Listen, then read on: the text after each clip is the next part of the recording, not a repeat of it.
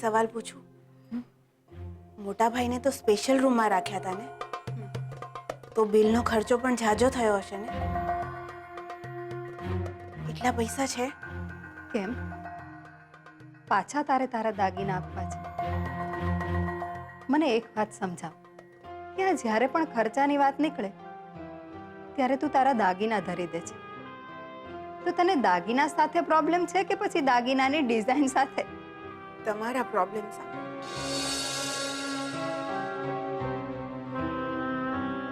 તું ચિંતા નહીં કર સરોજ, બધું ઠીક થઈ જશે.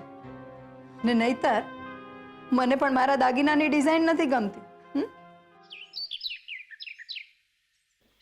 પછી લખ સેજલ, દૂધ, ચાની ભૂકી, ખાંડ, ગુલાબનો પગાર, પછી દીનુ કાકાનો પગાર, અને હા, દીનુ કાકા ગામડે જવાના છે એટલે એની ટિકિટના પૈસા. અરે સેજલ, તું લખે છે કે નહીં? તારું ધ્યાન ક્યાં છે? હા મમ્મી, લખું જ તો છું. પપ્પાની દવાનો ખર્ચ, સ્પીચ થેરાપિસ્ટનો ખર્ચ, અને આ વખતે તો બીજલની ટુર્નામેન્ટ પણ છે, તો એની રેગ્યુલર ફીસની સાથે સાથે એક્સ્ટ્રા ફીસ પણ આપવી પડશે. અરે બાપ રે, આટલો બધો ખર્ચો કેવી રીતે પહોંચી વળીશું સેજલ? અને ઉપરથી વીસીનો હપ્તો પણ. મને લાગે છે મમ્મી, આપણે કિંજલની સાથે વાત કરવી જોઈએ, કેમ કે વાત જ્યારે ટી સ્ટોલની હોય છે ને, ત્યારે કિંજલનો અભિપ્રાય જરૂરી છે. બરાબર છે બેટા, કિંજલમાં એ આવડત તો છે જ, પણ આપણે એ પણ વિચારવું રહ્યું ને કે કિંજલની અમેરિકા જવા માટેની ઇંગ્લિશની પરીક્ષા છે, અને ઉપરથી સુશાંત કુમારને કિંજલ ચાની દુકાને બેસે છે. એ પણ નથી ગમતું. તો તું જ બોલ મમ્મી, શું કરવું જોઈએ? મારે પણ સીએની એક્ઝામ આવે છે, અને બીજલને પણ ચેમ્પિયનશિપ માટે જવાનું છે. કંઈક તો કરવું પડશે ને. એક કામ કર, તું કહેતી હતી ને કે રૂપેશ કુમાર સાથે તારી સગાઈ પતે એટલે સાદાઈથી લગ્નવાળી વાત કરીશ, તો પેલા એ પતાવ ને. હા મમ્મી, તું એની ચિંતા ના કર. એકવાર પપ્પા બહારગામથી પાછા આવી જાય ને એટલે હું રૂપેશની સાથે વાત કરી લઈશ. બાકી આ મહિનાનો ખર્ચો અને બિલ નીકળી જાય ને એટલું તો છે આપણી પાસે. બસ આવતા મહિનાના ખર્ચનો વિચાર કરવાનો છે. હા, એનો પણ એક રસ્તો છે. હું હમણાં આવી. હા, અરે મમ્મી, ક્યાં જાય છે? મમ્મી, આ મમ્મી કયા રસ્તાની વાત કરતી હતી?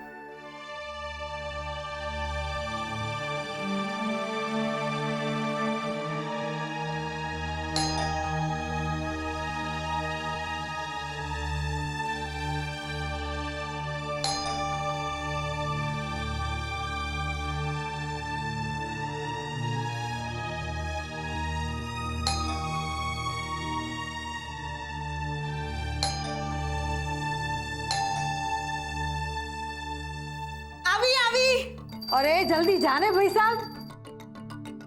હા બા, જાઉં છું. પણ ક્યારે? રોજ તો પવન પાવડી બનીને ઉડતી ફરસ, અને આજે અઘડીના ડગલા માંડતી હોય એમ ઠુમક ઠુમક કરસ, ને તો મારા સંતોષીમાનું મન ખાટું થઈ જાય.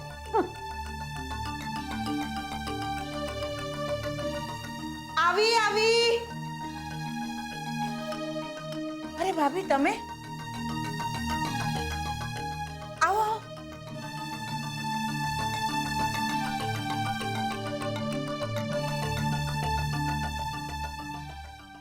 શું વાત છે ભાભી? આટલી બધી ઘંટડીઓ? બધું ઠીક તો છે ને? મોટા ભાઈ તો ઠીક છે ને? હા હા, એમને કંઈ નથી થયું. મારે તો બસ એક કામને લઈને વાત કરવી હતી. બા અને રાઘવભાઈ ઘરમાં છે?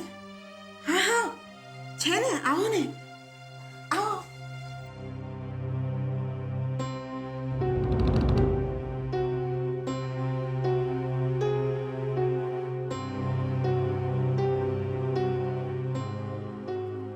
આવો. સાંભળો છો? હા, ભાભી આવ્યા છે. આવો ભાભી, આવો. ભાભી, તમે બેસો ને, હું તમારા માટે બદામવાળું દૂધ બનાવી લઉં. ઘરમાં દૂધ નથી સરોજ વહુ. નથી, પણ બા, મેં તો હમણાં જ તાજું દૂધ ગરમ કર્યું. ફાટી ગયું.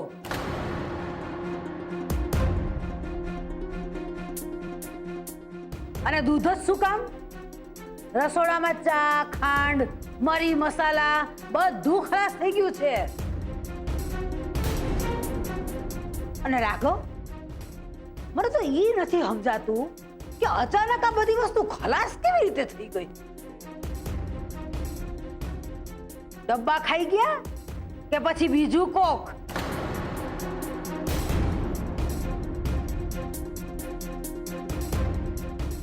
રહેવા દે સરોજ,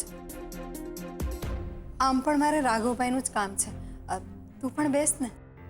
ના ના ભાભી, એ ઉભેલી ઠીક છે.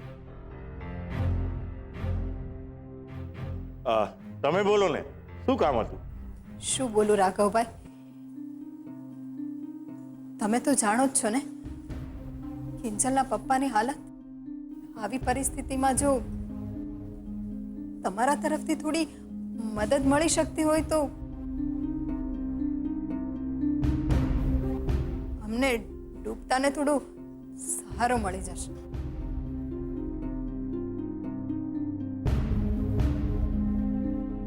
કેવી વાત કરો છો ભાભી? હે, અરે હું શું બોલો છો ભાભી તમે? મોહનભાઈ મારી માટે જીવનમાં કઈ ઓછું કર્યું છે? હે, અરે નાનો હતો ત્યારથી મોહનભાઈ મને ભણાવ્યો, ગણાવ્યો, પરણાવ્યો, અરે મારા પગે મને ઊભો રાખ્યો. અને આજે જ્યારે મોહનભાઈના પરિવાર ઉપર આવી વિકટ પરિસ્થિતિ આવી છે ત્યારે મારાથી તમને ડૂબવા તો નો જ દેવાય ને ભાભી. પણ શું છે ને ભાભી કે અત્યારે રિયલ એસ્ટેટ માર્કેટ છે ને ભાભી બહુ નબળી છે ને એમાં મંદી, ઓહો હો હો હો. અને ભીમજી અદાની ભાષામાં કહું ને ભાભી તો દેવું કરીને દાન તો નો જ કરાય ને ભાભી, હે ને ભાભી?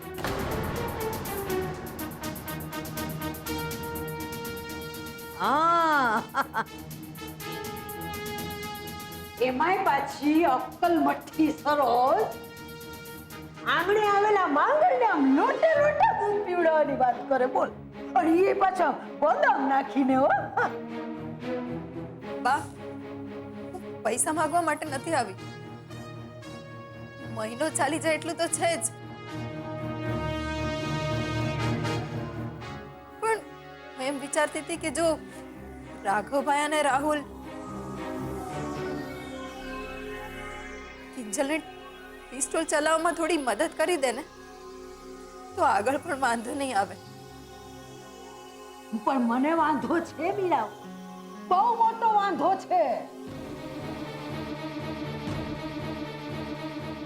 અરે મોઢું ખોલતા પહેલા જરીક તો વિચાર કરવો તો કે એ દુકાનના પાટિયા પરથી મોહને મારું નામ પૂછી નાખ્યું. અમારો રાહુલ એના સપનાના ટુકડે ટુકડા કરી નાખ્યા. ઈવડી ઈ દુકાનને દોડતી કરવા અમારો રાઘવ મોર થશે એમ કોઈ કાળે નહીં. પણ બા, ત્યારની વાત જુદી હતી ને અત્યારની પરિસ્થિતિ પણ અલગ છે. અને આમ પણ રાહુલ પાસે તો અત્યારે કોઈ નોકરી નથી, તો પછી દુકાનના ગલ્લે બેસે એમાં ખોટું શું છે? ખોટું ઈ છે મીરા વહુ કે તમારી હેસિયત 5 કિલો જેટલું જ વિચારવાની છે. એટલે તમે ચાની લારી અને 4 આનાની આવક સિવાય બીજું કઈ જોઈ જ નથી શકતા. કાંઈ વાંધો નહીં, હાલો હાલો હું બતાવું. હાલ.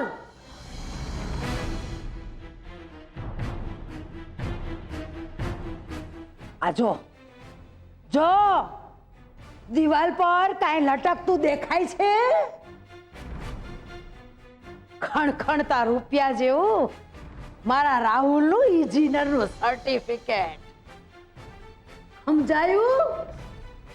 હાલો હાલતી પકડો. બા, મારી વાત તો સાંભળો. આવું ના કરો બા. બહુ બધી આશા લઈને તમારા બધાની પાસે આવી છું. જો તમે ઘરના જ મને સાથ નહીં આપો તો બીજું કોણ આપશે બા? ઓ ભાભી, આવી બધી વાતો તો તમે કરતા જ નહીં. જો કિંજલ રાહુલને એનો ભાઈ માનતી હોત ને તો એને ઓલા ઇન્સ્પેક્ટર રાણાને પહેલા જ કહી દીધું હોત કે રાહુલની પૂછપરછ ના કરવી. પણ કીધું એને નહીં ને, નહીં કીધું. હવે એનાથી એકલા હાથે દુકાન સાચવાતી નથી એટલે શું કર્યું બા? એટલે ભાભીને અહીંયા મોકલી દીધા ઢાલ બનાવીને. અને કેવી સરસ ઓફર સાથે મોકલ્યા છે કે દુકાનનો નવો દીનુ કાકો હું, હે, અને નવો ગુલાબ મારો રાહુલ. વાહ, હા વાહ. ના ના રાઘવભાઈ, એવું નથી. જો આપણે બધા હળી મળીને એકબીજાને સાથ આપશું ને તો આ ખરાબ સમય પણ બહુ જલ્દી નીકળી જશે. અને તારો સ્વાર્થ પણ મીરા વહુ, અમને તારો પાંગડો સહારો નથી જોઈતો. કા તારી કિંજરડી બહુ ફૂદકતી ફરે છે ને, આખો દાડો કેતી ફરતી હોય છે પપ્પા હું છું ને, પપ્પા હું છું ને. જા જઈને પૂછ ક્યાં છુપાઈ ગયો એનો હું. રેવા દો ને બા. આ કાકી પણ કઈ ઓછા નથી, બધું જાણે છે પણ સીધા બનતા ફરે છે.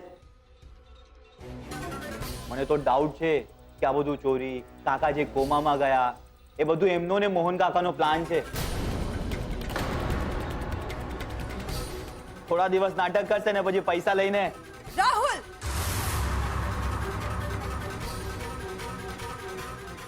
ખબરદાર મીરાવો, ખબરદાર. ઈ નો ભૂલતા કે મદદ માંગવા માંગણ થઈને તમે આવ્યા છો, એટલે માંગણથી હાથ ફેલાવાય, ઉપાડાય નહીં.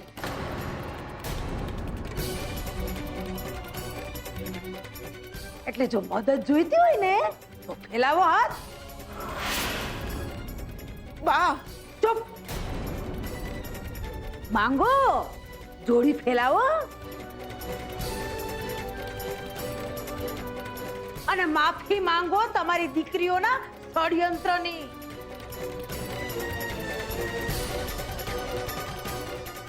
અરે કા હું છું મીરાવો? અરે માંગા વગર તો માય નથી પીરસતી. અરે આ તો ભત્રીજો છે. ફેલાવો ફેલાવો હાથ. અને હા, પછી જો મારા રાહુલ ને મન થાય ને તો આપી દેશે તમને મદદની ભીખ. પછી આગળ વધવાનું. હા, ફેલાવો ફેલાવો હાથ. માંગો માંગો માંગો.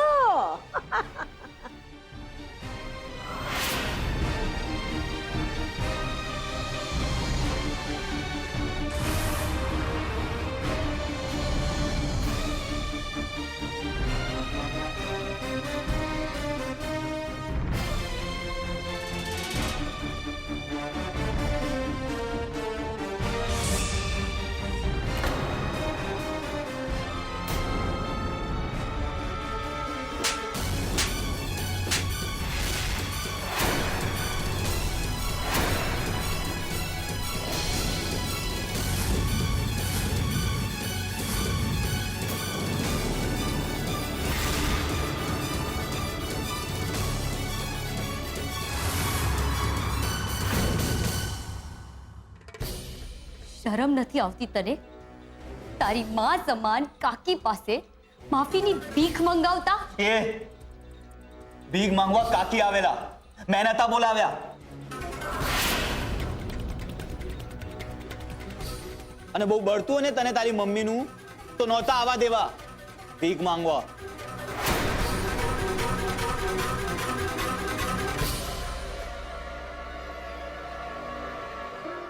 જો ખબર હોત ને તો ન જવા દેત. ને મમ્મી, તું કેવા લોકો પાસે મદદ માંગી રહી છે? જે લોકો પપ્પાને હોસ્પિટલમાં જોવા માટે એકવાર પણ ના આવ્યા,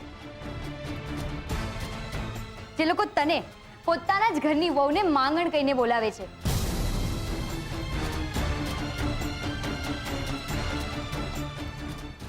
બીજા હોય ને તો એમ કે ભાભી ડરતા નહીં. છોકરીઓ ચિંતા ના કરતા, હજી તમારો કાકો જીવે છે.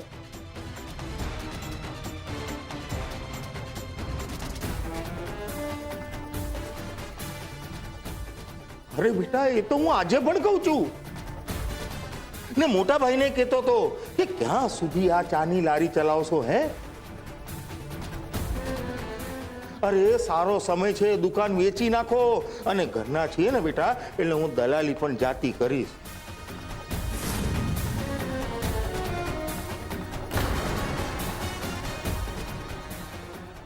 હે, આજે જો મોટા ભાઈએ સમય રહેતા દુકાન કાઢી નાખી હોત તો આજે આ દિવસ નો આવ્યો હોત ને.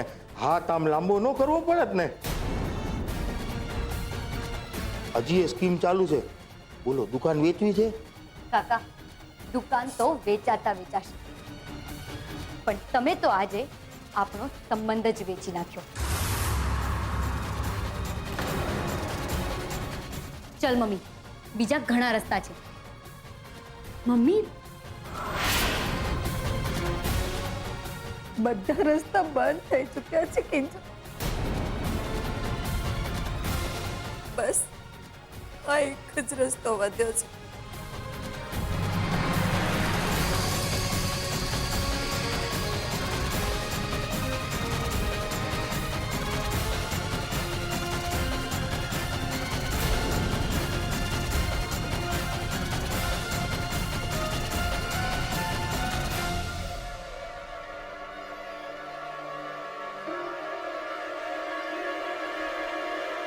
તારી માં હાચું કે છે કિંજલ. દુકાન હલાવી એ કઈ ખાવાના ખેલ નથી. તારી માની હારે હારે તું એ માફી માંગી લઈશ ને મારા રાહુલની, તો નીચા બાપની નહીં થઈ જા, માંદા બાપની જ રહીશ. એ કિંજલ, આને તું શરત સમજે તો શરત, પણ હું દુકાન ત્યારે જ ચલાવીશ જ્યારે તું મારા પગ પકડીને માફી માંગીશ.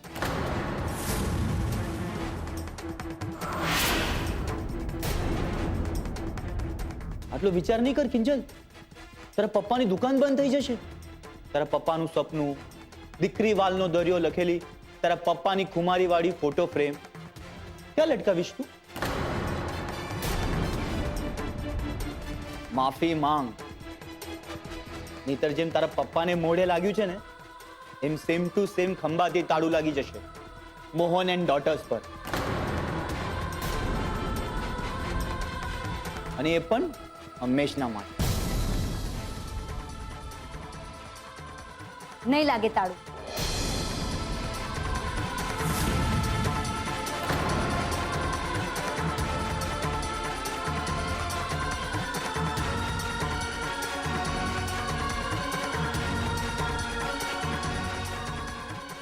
નહીં લાગે તાળું. મારા પપ્પાની દુકાન પર કે મારા પપ્પાના સપના પર, જ્યાં સુધી આ કિંજલ છે ને, નહીં લાગે તાળું.